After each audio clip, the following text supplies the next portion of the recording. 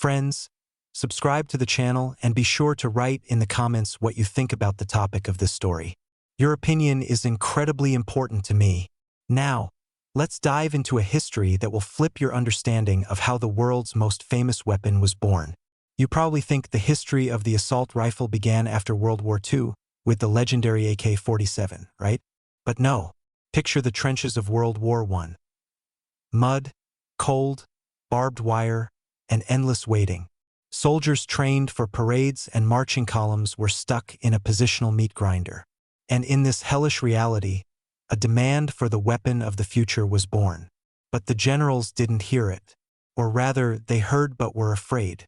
Today, I'll tell you the gripping story of 5 brilliant assault rifles that were decades ahead of their time but were consigned to oblivion. This is not just a story about weapons.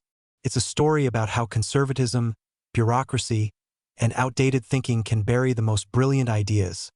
Ideas that could have saved thousands of lives and changed the course of history. Let's travel back to the beginning of the 20th century. The world stood on the brink of an unprecedented slaughter. Military doctrines were as beautiful as a parade ground display. Infantry in bright uniforms, cavalry charges, volley fire at a kilometer. The rifle of that time was essentially a spear with a bullet. Long, heavy, designed to hit targets at distances of 800, even 1,000 meters. But when the armies of Europe clashed in 1914, all this beautiful theory shattered against harsh reality. The war turned from maneuver warfare into trench warfare. Hundreds of kilometers of trenches, communication passages, and dugouts stretched out. And that's when it became clear that in a narrow trench or during an assault on an enemy fortification, your long, nearly man-sized rifle was a burden. You couldn't turn it quickly, couldn't fight effectively at arm's length at 20 to 50 meters. Something short, agile, capable of spitting out lead in rapid bursts was needed. Something that would give one soldier firepower comparable to a small group. And you know what? Such weapons already existed. They were being born in the silence of design bureaus and on weapons ranges. But the world wasn't ready to accept them. This is the tragedy of unrealized genius. And its first act played out in Russia. The Russian dream, the Fedorov Avtomat. Imagine the year 1916. A war of attrition is raging. The Russian army is suffering colossal losses.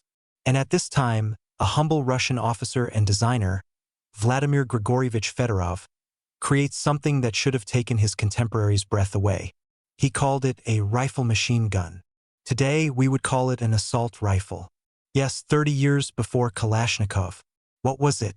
A compact, by the standards of the time, weapon, firing in automatic mode, with a detachable magazine holding 25 rounds. But the most amazing thing, the cartridge. Faced with a shortage of standard Russian rifle cartridges, Fedorov made a brilliant move. He used the Japanese 6.5 by 50 mm Arisaka cartridge. It was less powerful than the Russian 3-line cartridge, but that was precisely the advantage. Less recoil, less weight, allowing for control during automatic fire.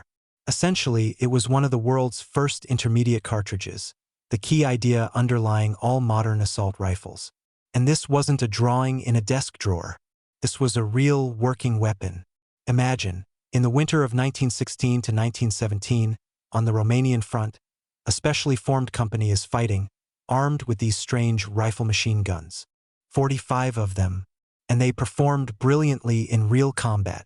Moreover, the Sestroretsk factory received an order to produce 15,000 of these assault rifles. An entire division could have been armed with the weapon of the future. And what happened next? Then came the revolution. 1917. Civil War.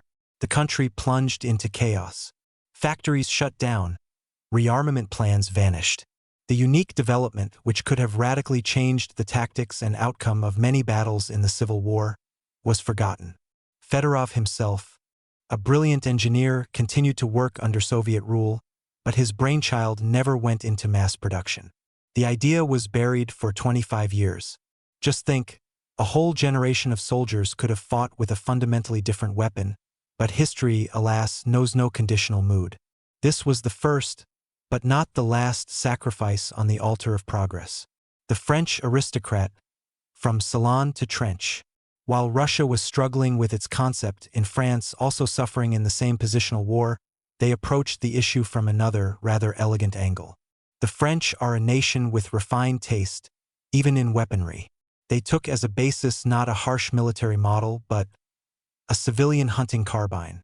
Yes, the American Winchester M1907, a weapon for gentlemen on safari. And they adapted it for trench raiders, for assault groups, the so-called trench cleaners.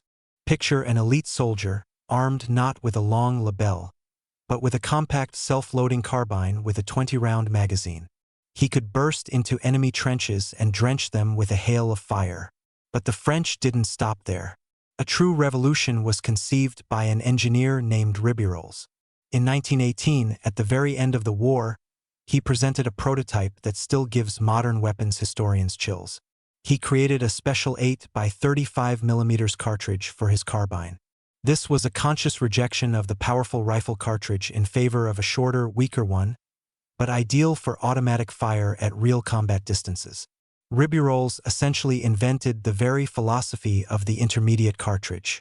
His carbine was 20, if not 30 years ahead of its time. But its fate was sad. The war ended in November 1918.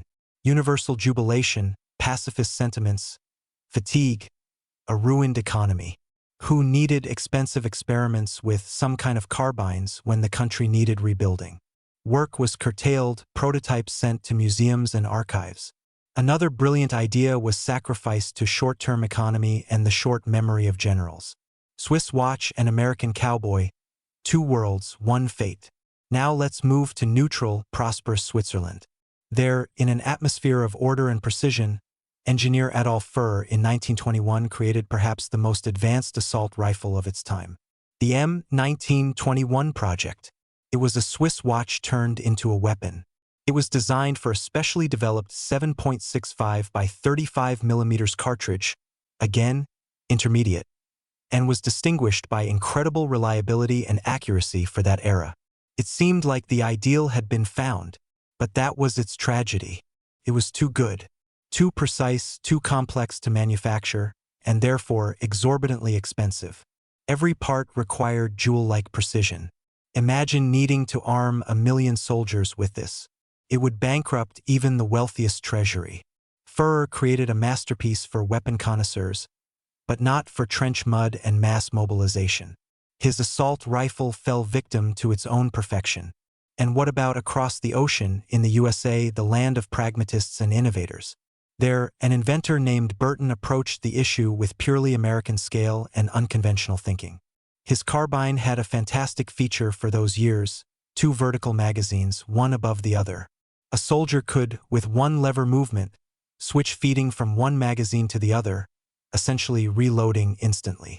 It was spectacular, clever, unusual, and completely unacceptable for army quartermasters. Imagine the logistics: setting up production, supply, repair of non-standard magazines, training soldiers in a new mechanism.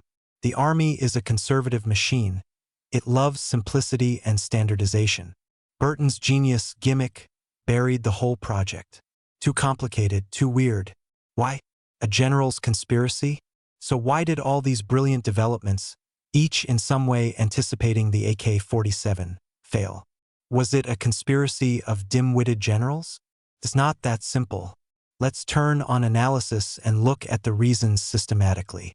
Doctrinal thinking.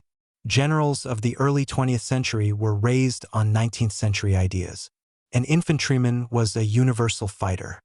He had to be able to hit a cavalryman at a gallop, an artilleryman at his gun, and an observer in the distance. For this, a powerful, long-range cartridge was needed. Any weakening of it was seen as a betrayal of military fundamentals, as a weakening of the fighter. An assault rifle with its shorties seemed like a weapon for cowards, incapable of real long-range combat. Economics and logistics are the kings of war. This is perhaps the main reason. Armies numbered millions of bayonets. Re-equipment isn't just handing out a new toy. It's completely retooling giant weapons factories, setting up production of millions of new, non-standard cartridges, creating a new system of supply, warehouses, transport, retraining all soldiers and officers. These are colossal expenses and giant organizational chaos. It was much cheaper and calmer to have one rifle cartridge for infantry and machine guns. Standardization is the sacred cow of military supply. Technological immaturity. None of the prototypes of the 1910s to 1920s were perfectly reliable and technologically suitable for mass production under wartime conditions. Machine tools, materials, production culture hadn't yet matured. Even Fedorov's Avtomat was complex enough to maintain for the average soldier. Doubts of the creators themselves. Yes, that happened too. Vladimir Fedorov, already in the 1920s, analyzing his experience, wrote that his assault rifle hadn't found a clear tactical niche. It ended up between a powerful rifle and a rapid-firing submachine gun. Armies of that time preferred to develop these two clear directions.